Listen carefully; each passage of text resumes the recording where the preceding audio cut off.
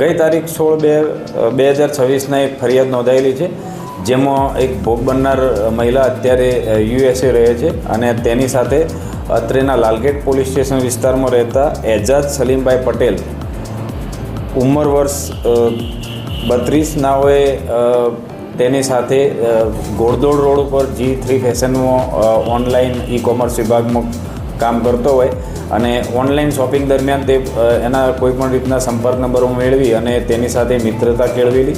ત્યારબાદ તેઓ હૈદરાબાદ મુકામે મુલાકાત થયેલી અને એના પછી સાઉદી અરેબિયા ખાતે બંને જણા એકબીજાને મળેલા અને ત્યાં આ હાલના આરોપીએ એ સ્ત્રી સાથે મિત્રતા કેળવી અને તેની સાથે ઓનલાઈન મેરેજ કરેલા અને એને ઇસ્લામ ધર્મ પણ અંગીકાર કરેલો.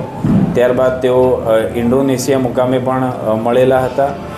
આ બધી મિત્રતા દરમિયાન હાલના આરોપીએ ભોગ બનનારને અલગ અલગ ઈમેલ ને ટેલિફોન તેમજ મોબાઈલ વોટ્સઅપથી અત્યાર સુધી 60 લાખ રૂપિયાની માગણી કરી અને તે મેળવી ચૂકેલો છે.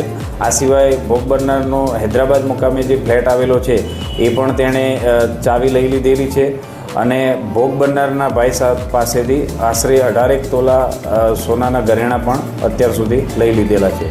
હાલમાં ફરિયાદી દ્વારા ફરિયાદ આપતા ભોગ બનનારના ઈમેલ સ્ટેટમેન્ટ આધારે આરોપીને અટક કરવામાં આવેલ છે અને ગઈકાલે કોર્ટમાં રજૂ કરી 1 દિવસના રિમાન્ડ મેળવી અને આગળની તપાસ ચાલુ છે.